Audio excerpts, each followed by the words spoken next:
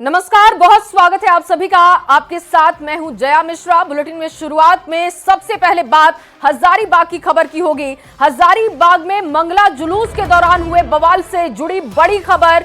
झंडा चौक पर दो पक्षों में हुए पथराव, मामले में स्थिति नियंत्रण में है। लोगों की आवाजाही सामान्य हो चुकी है। घटनास्थल पर और उसके आसपास क्षेत्रों में पुलिस अभी भी वहां पर मार्च कर रही है। स्थिति को सामान्य करने के बाद वहां पर पुलिस का मार्च हो रहा है। जामा मस्जिद रोड में बैरिकेडिंग है। उपद्रवियों की पहचान हो रही है। आसपास के क्षेत्र में दुकानें बंद हो चुकी हैं। बता दें कि देर रात मंगला जुलूस के दौरान दो समुदाय में विवाद के बाद पथराव हो गया था। स्थिति वहां पर तनावपूर्ण हो गई। हालात इतने बिगड़ गए कि पुलिस को वहां पर 4 राउंड फायरिंग करनी पड़ी। हवाई फायरिंग करते हुए स्थिति को कंट्रोल करने की कोशिश पुलिस की तरफ से की गई। तस्वीरें आपको दिखा रहे हैं। देखिए, मंगला जुलूस निकाला गया था और उसी दौरान वहां पर बवाल हो गया। मुस्लिम पक्ष पर पथराव और जामा मस्जिद चौक के पास ये पथराव हुआ है। पुलिस के मुताबिक जुलूस में सांप्रदायिक गाना बजाने को लेकर दो पक्षों में विवाद हो गया। इसके बाद स्थिति तनावपूर्ण हो गई और वहां पर पथराव किया गया। इसके बाद दोनों तरफ से पत्थर चलने लगे। पुलिस ने घटनास्थल पर पहुंचकर लाठीचार्ज की। 4 राउंड हवाई फायरिंग करनी पड़ी, तब जाकर वहां से भीड़ को तितर बितर किया जा सका। तस्वीरें आपके सामने हैं। 25 मार्च की ये तस्वीर है जहां पर रामनवमी के अवसर पर रामनवमी को लेकर ये मंगला जुलूस निकाला गया। जामा मस्जिद चौक के पास पथराव हो गया। देखिए किस तरीके से लोग वहां पर एक दूसरे पर लाठी बरसाते हुए भी देखे गए। हालांकि जब पुलिस वहां पर पहुंची तो स्थिति को सामान्य करने के लिए हवाई फायरिंग करनी पड़ी। पथराव किया गया एक दूसरे पर। बताया जा रहा है कि वहां पर जब जुलूस निकाला गया वहां पर सांप्रदायिक गाना बजाया गया और उसी के बाद ये स्थिति तनावपूर्ण हो गई। देखिए, लोग लाठी डंडे लेकर पहुंच गए। ये तस्वीरें आप देख सकते हैं। सवाल यह है कि क्या टारगेट पर हिंदू त्योहार है, क्योंकि ये आप देखिए किस तरीके से वहां पर पत्थर चलाए गए। वो पत्थर के टुकड़े आप वहां पर सड़क पर बिखरे हुए देख सकते हैं। कौन बिगाड़ रहा है ये माहौल, ये सवाल बहुत बड़ा हो जाता है, क्योंकि ये पहली दफा नहीं है जब हिंदू त्योहारों को टारगेट किया जा रहा है। मुस्लिम पक्ष पर पथराव का आरोप है। हालांकि दोनों पक्षों में लाठी चली है, लेकिन आरोप है कि मुस्लिम पक्ष की तरफ से माहौल बिगाड़ने की कोशिश की गई।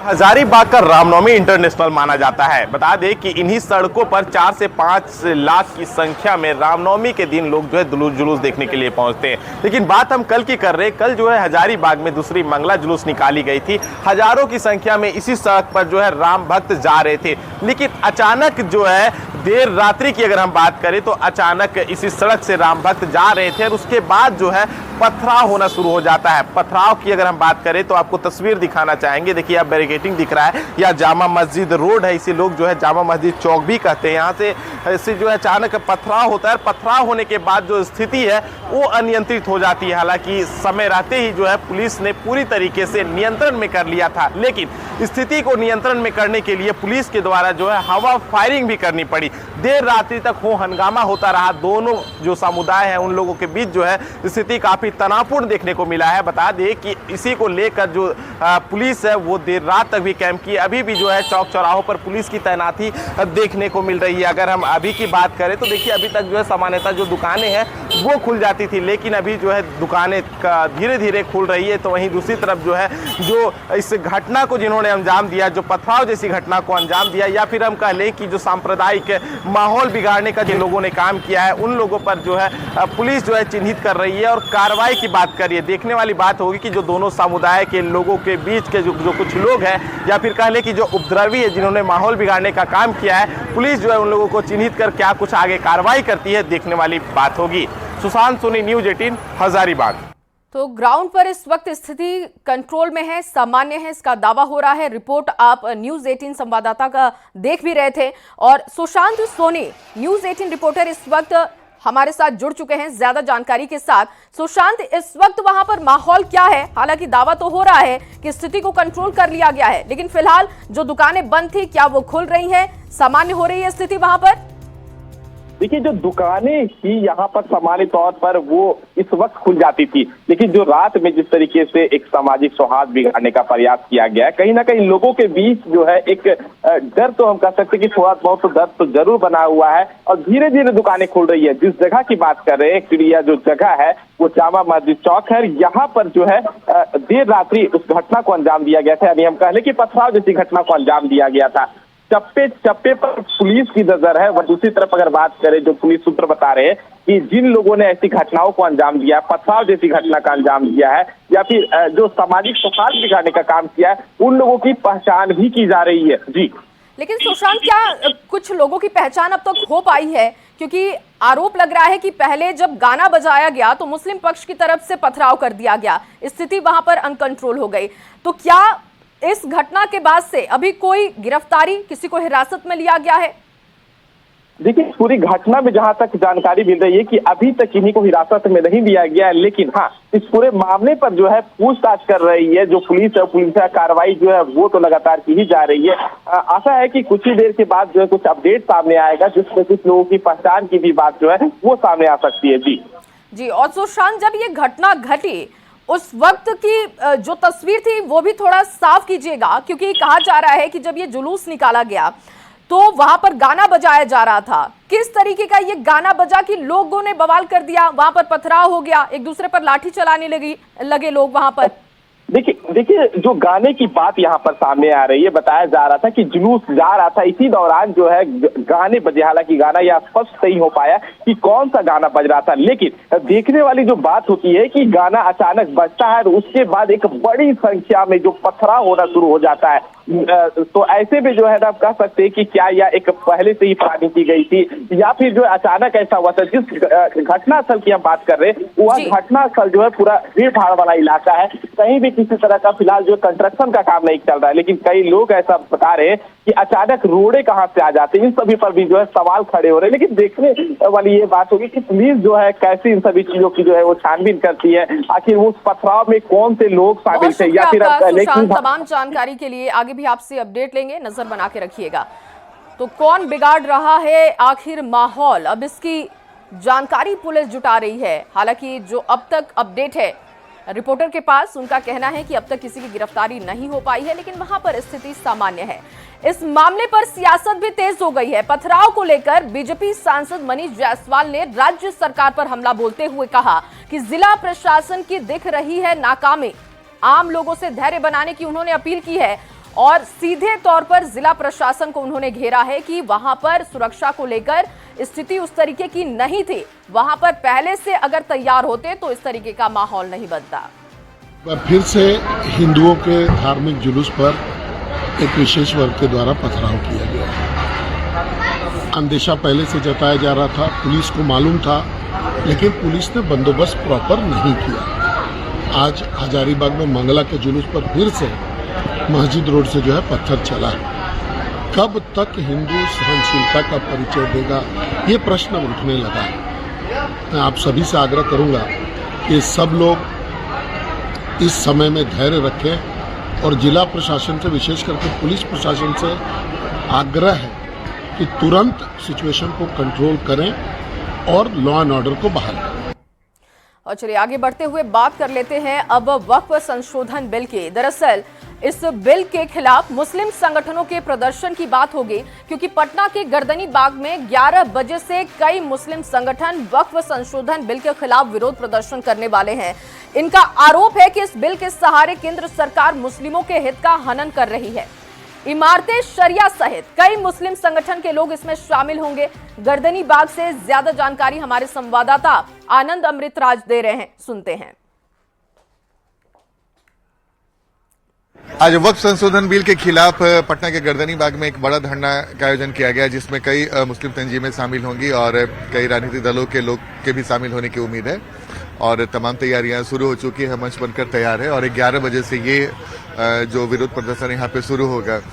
हमारे साथ कुछ लोग हैं। वक्फ बिल के मुखालफत में यहाँ धरना हो रहा है, तो 11 बजे शुरू होगा। तमाम मुस्लिम तंजीमें, मिली तंजीमें इसमें शामिल है। ये हमारा तो शरिया के असर बराही में हो रहा है, इसमें हमारा दशरिया है, मिली काउंसिल है, जमात इस्लामी है, जमात उलमा है, ऑल इंडिया मोमिन कॉन्फ्रेंस और दीगर तंजीमें हैं इसमें।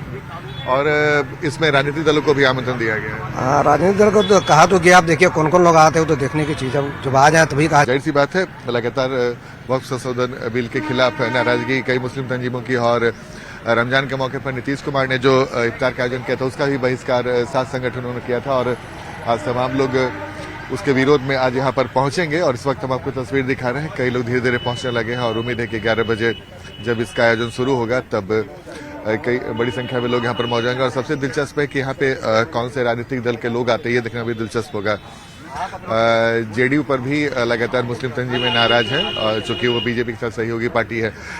इसके अलावा दिलचस्प ये होगा कि कांग्रेस सहित दूसरी राजनीतिक पार्टियों में कौन कौन से पार्टी के नेता यहाँ पर पहुंचते हैं। कैमरामैन दीपक के साथ आनंद अमृतराज, न्यूज 18 नेटवर्क, पटना। तो देखिए, एक तरफ बिल पर प्रदर्शन की तैयारी है तो दूसरी तरफ बिल पर लोकसभा सांसदों के लिए आज संसद भवन में ब्रीफिंग भी होने वाली है। सुबह 9:30 बजे से ब्रीफिंग शुरू हो जाएगी।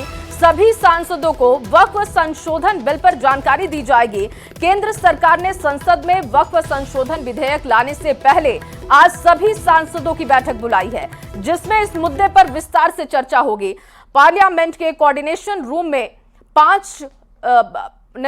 आपको बता दें 5 नंबर रूम में सुबह 9:30 बजे से लेकर 10:30 बजे तक 1 घंटे सभी को इस पर ब्रीफिंग दी जाएगी। सांसदों को वक्फ विधेयक के बारे में जानकारी दी जाएगी। वक्फ संशोधन बिल को लेकर कांग्रेस सहित कई विपक्षी पार्टियां केंद्र की बीजेपी सरकार पर हमलावर है, लेकिन एक तरफ प्रदर्शन की तैयारी है तो देखिए दूसरी तरफ इस बिल को लेकर आज संसद भवन में ब्रीफिंग होने वाली है। 9:30 बजे से लेकर 10:30 बजे, यानी कि 1 घंटे का समय इसके लिए तय किया गया है, और पार्लियामेंट के कोऑर्डिनेशन रूम नंबर 5 में ब्रीफिंग की जाएगी। और बिहार चुनाव को लेकर राजनीति तेज हो चुकी है। आज दिल्ली में एनडीए की बैठक होने वाली है। बड़ी जानकारी, बड़ी खबर आपको दे रहे हैं। बीजेपी सांसद संजय जायसवाल के आवास पर यह बैठक होगी। 5 तालकटोरा रोड पर बैठक होगी। बीजेपी अध्यक्ष जेपी नड्डा भी शामिल होंगे। संजय झा, मांझी भी इसमें शामिल होंगे। उपेंद्र कुशवाहा, चिराग पासवान भी इस बैठक में पहुंचेंगे। रात्रि भोज पर एक साथ बिहार के सभी एनडीए सांसद बैठेंगे। बिहार विधानसभा चुनाव से पहले आज की बैठक काफी महत्वपूर्ण बताई जा रही है। देखिए, कल कांग्रेस की तरफ से बैठक बुलाई गई थी, आज बीजेपी की तरफ से बैठक है। एनडीए सांसद तमाम पहुंचेंगे। रात्रि भोज पर बैठा जाएगा और वहां पर चर्चा होगी और किस तरीके की रणनीति होने वाली है बिहार चुनाव को लेकर, उसकी झलक इसमें देखने को मिल सकती है। तमाम बड़े चेहरे आपको इस बैठक में दिखाई देंगे। संजय झा, मांझी भी वहां पर पहुंचेंगे। उपेंद्र कुशवाहा का नाम सामने आ रहा है।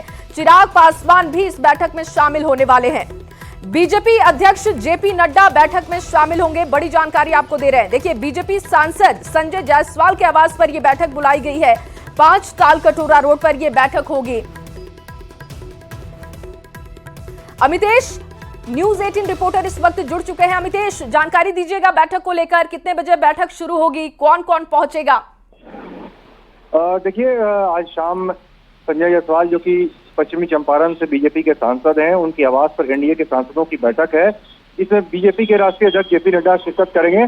तो जेपी नड्डा के साथ एनडीए के सभी घटक दलों के जितने भी सांसद हैं बिहार से, उनकी बैठक होने जा रही है। निश्चित रूप से महत्वपूर्ण बैठक है और बैठक के भी है, और साथ में रात्रि भोज का भी आयोजन किया गया है। तो निश्चित रूप से जब डिनर पर बैठेंगे सभी सांसद तो बिहार चुनाव को लेकर के चर्चा होगी और बिहार में किस तरह से एनडीए गठबंधन को आगे बढ़ाना है, इसको लेकर के अभी से ही बीजेपी और तमाम घटक दल के नेता बिहार से लेकर दिल्ली तक लगातार अपनी तैयारियों को अंतिम रूप दे रहे हैं। और उसी कड़ी में आज ये बैठक महत्वपूर्ण मानी जा रही है। इसमें बिहार को लेकर के एनडीए की स्ट्रेटजी को रूप दिया जाएगा और इसमें आने वाले दिनों में किस तरह से हमें चुनावी मैदान में उतरना है, उन तमाम बिंदुओं पर चर्चा होगी। जी बिल्कुल। और अमितेश, देखिए, कल कांग्रेस की तरफ से भी बैठक बुलाई गई थी, उस बैठक को लेकर भी अपडेट कीजिएगा। देखिए, कल कांग्रेस की बैठक हुई थी, बड़ी बैठक हुई जहाँ पर कांग्रेस के बिहार के सभी विधायक थे, इसके अलावा जितने भी विधान परिषद के सदस्य हैं वो थे, सांसद थे, और राहुल गांधी, मल्लिकार्जुन खड़गे के साथ बैठक हुई थी। तो निश्चित रूप से पार्टी आलाकमान के साथ जो बैठक हुई उसमें सबसे बड़ा जो फैसला लिया गया कि आरजेडी के साथ ही हमें मिलकर चुनाव मैदान में उतरना है बिहार विधानसभा चुनाव में, यानी इंडिया अलायंस या महागठबंधन बिहार में कहते हैं, उसी के साथ हम चुनाव मैदान में उतरेंगे। अपनी अपनी रणनीति बनाने के लिए अब बैठकें कर रहे हैं और देखिए ये जो बैठकें हैं वो बहुत महत्वपूर्ण है बिहार चुनाव को लेकर। आज बीजेपी की तरफ से बैठक बुलाई गई है। आगे बढ़ेंगे, बिहार विधानसभा का बजट सत्र जारी है और आज भी जारी रहेगा विपक्ष का हंगामा। लगातार गहमा गहमी दिख रही है और अपराध भ्रष्टाचार को लेकर प्रदर्शन करेगा। डोमिसाइल नीति को लेकर भी प्रदर्शन। कल सदन में हुआ था जोरदार हंगामा, आरक्षण के मुद्दे पर प्रदर्शन किया गया था और आज भी गहमा गहमी हो सकती है। बिहार विधानसभा का बजट सत्र जारी है और इसी कड़ी में एक एक मुद्दों पर जब चर्चा हो रही है तो विपक्ष का हंगामा भी दिख रहा है। और अब खबर झारखंड से है, जहां मुख्यमंत्री हेमंत सोरेन आज स्मार्टफोन का वितरण करने वाले हैं। ये जानकारी निकलकर सामने आ रही है। आंगनबाड़ी सेविकाओं, महिला पर्यवेक्षिकाओं, हेल्प डेस्क के लिए स्मार्टफोन का वितरण होगा ताकि वो अपने काम को आसानी से कर सके। 11:30 बजे से प्रोजेक्ट भवन में कार्यक्रम का आयोजन रखा गया है। रांची और खूंटी की 150 आंगनबाड़ी सेविकाएं यहां पर मौजूद होंगी। स्मार्टफोन के जरिए आंगनबाड़ी सेविकाएं पोषण और ट्रैकर ऐप और समर ऐप का इस्तेमाल करेंगी, तो वो किस तरीके से खुद को स्मार्ट बना सकती हैं, बेहतर तरीके से काम कर सकती हैं। सरकार ने इसका ध्यान रखते हुए आज इस कार्यक्रम को रखा है। आंगनबाड़ी सेविका को स्मार्टफोन वितरित किया जाएगा। और जन सुराज के संयोजक प्रशांत किशोर ने एक बार फिर से शराबबंदी कानून के खिलाफ बयान दे दिया है। शेखपुरा में मीडिया से बात करते हुए प्रशांत किशोर ने दोहराया है कि अगर उनकी पार्टी सत्ता में आएगी तो 1 घंटे में शराबबंदी कानून को खत्म करेगी। साथ ही आरोप है कि बिहार में अभी शराबबंदी कानून के नाम पर सिर्फ खाना पूर्ति हो रही है। मात्र राजनीतिक दल है बिहार में जिसने कहा है कि अगर जनसुराज की सरकार बनेगी तो 1 घंटे में शराबबंदी को हटा दिया जाएगा। पहली बात ये समझिए कि बिहार में तो शराबबंदी लागू है ही नहीं, तो जितने लोग शराबबंदी का गुणगान कर रहे हैं उनसे ये पूछिए कि शराबबंदी लागू है कहाँ कि हमको हटाना है। हमको तो सिर्फ उस गलत कानून को हटाना है जिसके तहत शराब की दुकानें बंद हैं और होम डिलीवरी चालू हो गया है। और अगली खबर छपरा से है, जहां बिहार में आए दिन हथियार लहराने का मामला सामने आता है। नगरा प्रखंड के अंचल अधिकारी अभिषेक कुमार का देसी कट्टे के साथ वीडियो सोशल मीडिया पर वायरल हुआ है। अवैध हथियार के साथ सीओ का वीडियो सामने आने के बाद डीएम ने मामले में जांच करने के बाद कार्रवाई के निर्देश दे दिए।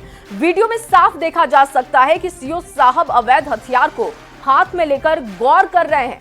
हालांकि इस वीडियो की न्यूज़ 18 पुष्टि नहीं करता।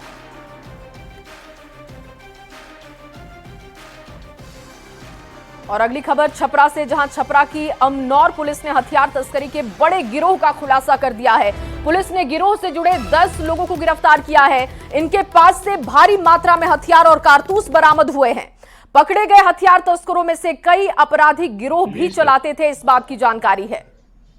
के साथ एकत्रित हुए हैं और लूट की योजना बना रहे अमनौर थाना अंतर्गत। इस सूचना पर कार्रवाई करते हुए अमनौर थाना और एसडीपीओ मढ़ौरा द्वारा 4 अपराधियों को 1 पिस्टल, 1 कट्टा और 4 जिंदा कारतूस के साथ गिरफ्तार किया गया। जब इसमें बैकवर्ड और फॉरवर्ड लिंकेज खंगाला गया तो पूरी चेन को जब इसमें एसडीपीओ और की टीम ने जब खंगाला तो पता चला कि ये सोनू कुमार से जो है हथियार खरीदा करते थे। इनकी निशानदेही पे सोनू कुमार को गिरफ्तार किया गया। और अगली खबर मुंगेर से, जहां खड़गपुर के तेघड़ा गांव में बर्ड फ्लू की पुष्टि हुई है और भोपाल लैब में मरे हुए कौवों के सैंपल की रिपोर्ट पॉजिटिव आ गई है। और इसके बाद तेघड़ा गांव में पशुपालन विभाग की टीम ने केमिकल का छिड़काव किया। पशुपालन विभाग ने लोगों से सतर्क रहने की अपील की है और कहा है कि लोग अगर मांस और अंडा खा रहे हैं तो अच्छे से पकाकर खाएं। तेघड़ा गांव में 10 मार्च को मरे हुए कौवे मिले थे। सैंपल को जांच के लिए लैब भेजा गया था। पटना से भोपाल भेजा गया, जिसकी रिपोर्ट अब पॉजिटिव आ चुकी है। आ गया है, इसलिए अभी हम लोग स्प्रे का अभियान चलाए हुए हैं।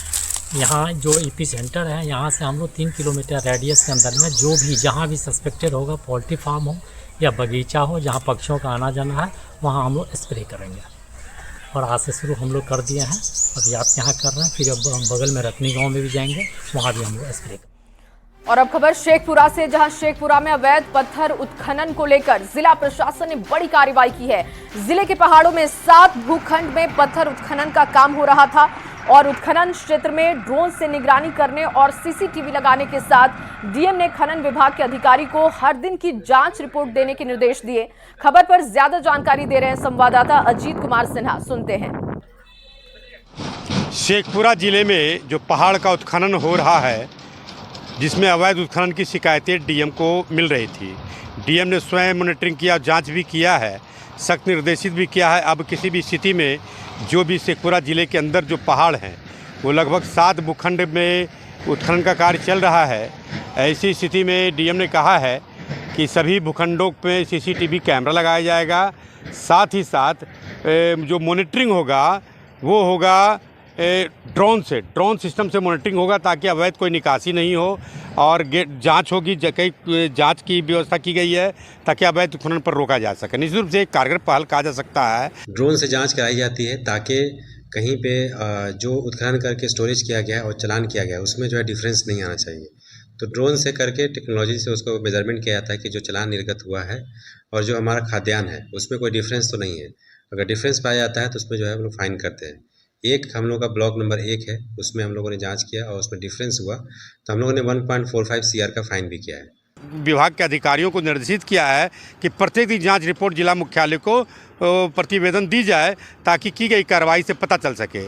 अब स्थिति ये है कि जो भी अवैध खनन में लगे, जो भी लीज धारक थे अथवा अवैध तरीके से जो खनन हो रहा था, इस पर निश्चित रूप से रोक लगेगा। अजीत कुमार सिन्हा, न्यूज़ 18 शेखपुरा। तो इन्हीं तमाम खबरों के साथ इस बुलेटिन में बस इतना ही। आप बने रहिए हमारे साथ।